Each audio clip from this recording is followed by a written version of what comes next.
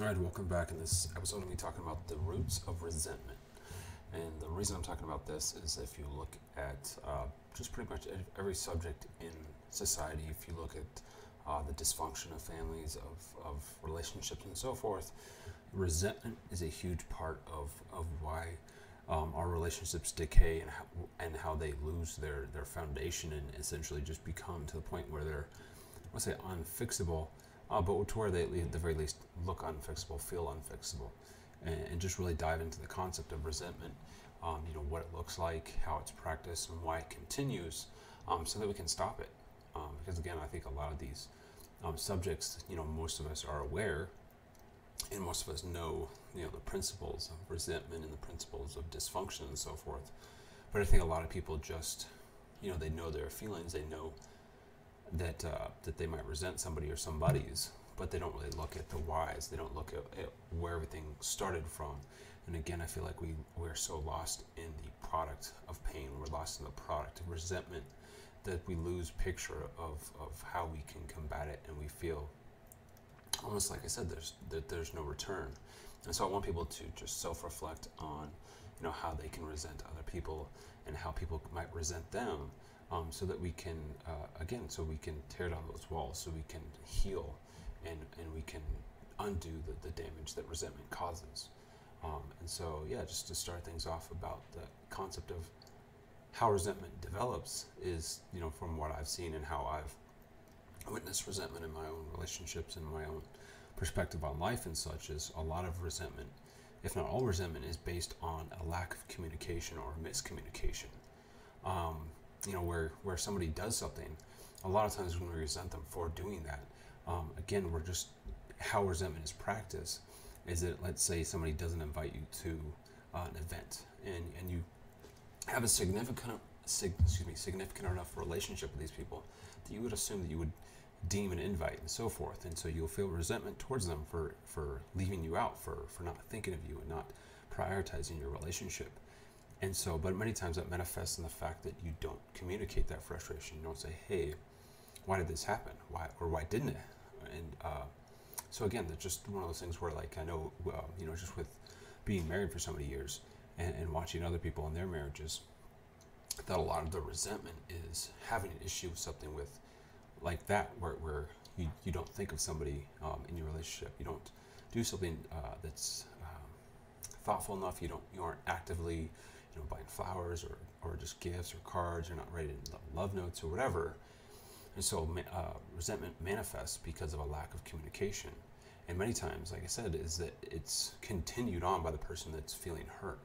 And that's really, again, the tough thing about the decaying and cancerous behavior of resentment.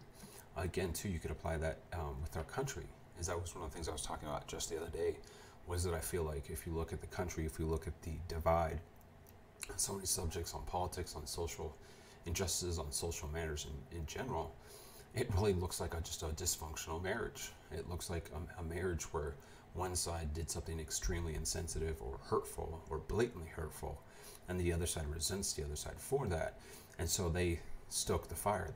They throw their own issues on the fire, and then they lash out the other person. And that's one of the subjects that I want to talk about with resentment, is how that a lot of the times when you're resenting somebody, you return the hurt, you return the pain with your own version, and you'll do something spiteful and hurtful.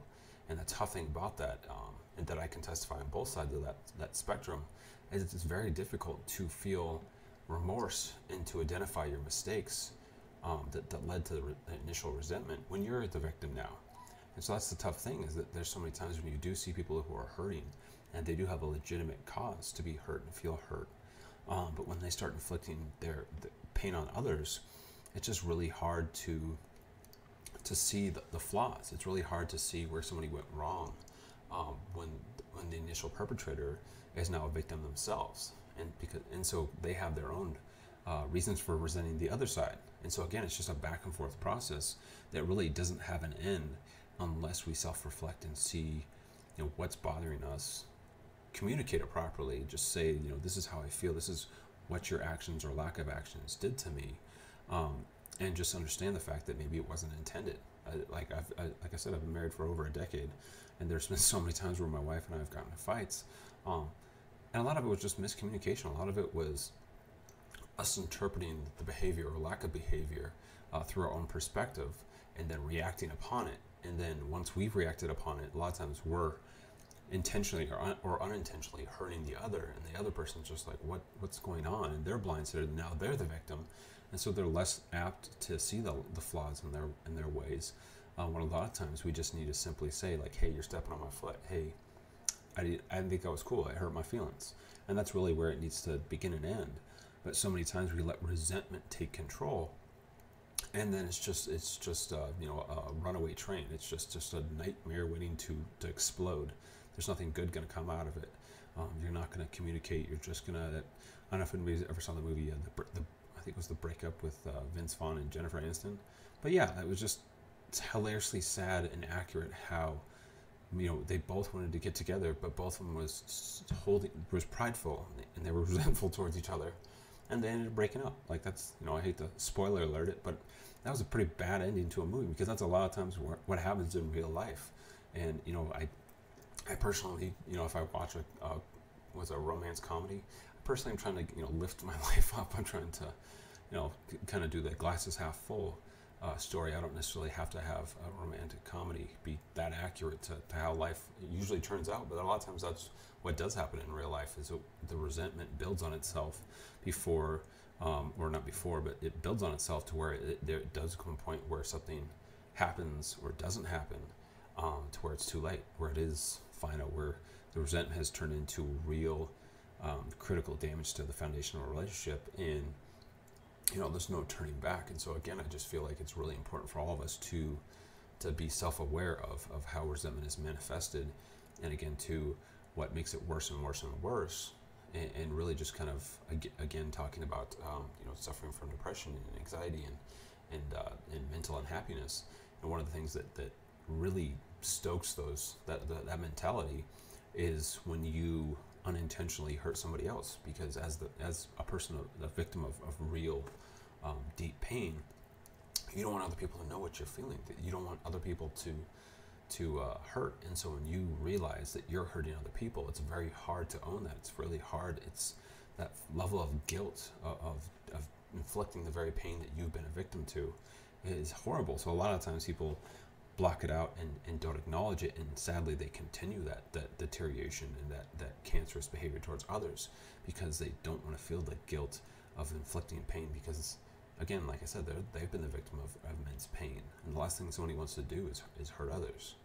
And so again, I think that's the tough thing about resentment and about that type of behavior, is that initially you're the victim of somewhat justifiable resentment, but if you don't combat it, if you just let it stew and grow, it's just going to get worse, and it's going to control your behavior to where you start acting in that negative behavior to where people resent you. And so again, it's that hero becoming the villain, and again, there's just so many times where that's why it's so important to self-reflect. And it's not about being perfect. It's not about it's not about ever messing up, and it's not saying that you have to be perfect. It's just about making sure that the damage that you do doesn't get out of control to where it can't be undone.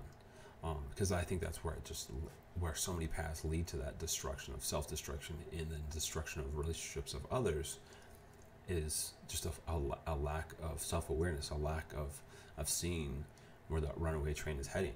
It's just making that identification and then seeing the necessary process that you can do to combat what has happened.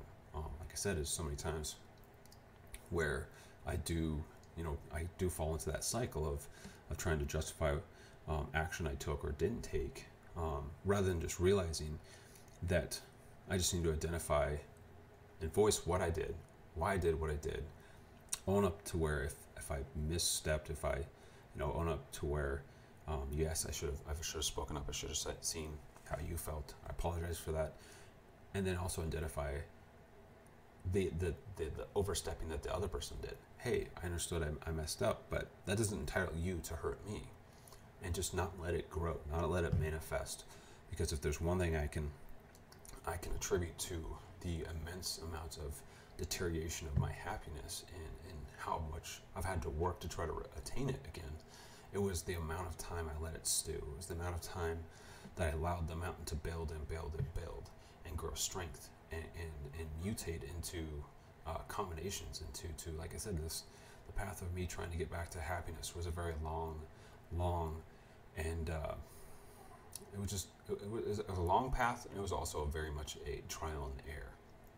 It was very much, like what you would imagine. I don't want to say I'm a mad scientist because I like to think I'm not too crazy, but yes, it was just like test after test after test after test of trying to figure out what helped me, what hurt me. And again, too, the tough thing about those self-evaluations was that when I was trying to evaluate, what can help me, what can hurt me, I was in a very deep state of depression. That was the only way I could figure out how I was being controlled by my pain, was actually immersing myself. And so that was a very tough process of getting to where I'm at today. Was it initially, it was just a very weighing process, because the only way I could grow, the only way I could try to figure out how to combat the burden of depression was being in a depressed state of mind, and then trying to figure out how I could legitimately flip that switch. Because it was, and to this day, it isn't a distinct on-off switch, but I do have a much stronger handle on what I can do to within, I'd probably say within a few minutes, I can probably get out of a depressed state of mind. Before, initially when I was going through this process of healing, when I was realizing what my pain had done to me, and before that, I mean, I'd spent weeks in a depressed state of mind. I'd spend weeks and weeks just trying to not let it surface in my day, and really just tried to play damage control, and really did not feel like I could make any ground for a long amount of time. And so again, that's just something I'm sure that many other people can testify, is that depressed state of mind is immense, and it's not just a matter of it's not just a few hours. It's not, like when something intense happens, you get emotional for a little while or something, and then your body slowly calms down.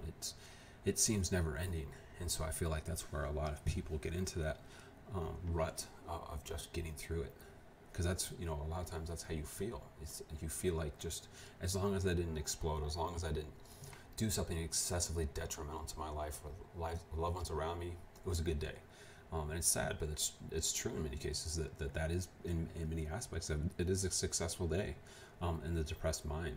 But there does come a point where you can actually get to a point where, like I said, with myself, is I can feel my depression manifesting if certain heavy events, or even sometimes it's just a bunch of small events take place, to where I can kind of get in that negative rut of, and then that's, kind of like I said, depression sneaks up on you, and then once it has you, there's a certain sense that it has you permanently. But again, because I've spent so much time self-reflecting, I can actually combat that. And like I said, not always, but a lot of times within a few minutes, or at the very least an hour or so, I can let my emotions calm, and again regain control of my mind, of my demeanor, of my desire to strive to just be happy, and to help other people be happy. But again, I think that it's just really important for everyone to look at those elements of resentment, of not just like thinking of the term, oh, we shouldn't resent, we should seek to forgive and stuff, but actually figure out how to actually get there. To not simply identify, we should all strive to not do an eye for an eye, and to live and let live, and live the great principles, but how do you actually apply it to your life? What does that actually look like?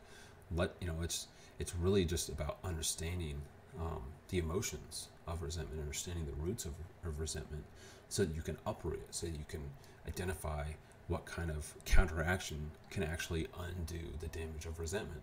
Because simply just trying to say, oh, we all make mistakes, that is true, but how do you actually apply that to your actions? How do you apply that to your perspective on how you react the next time somebody is given a reason to resent you, or vice versa? How are you going to do what you can to undo that damage, and to make sure the damage isn't permanent? But again, as always, good luck and good night.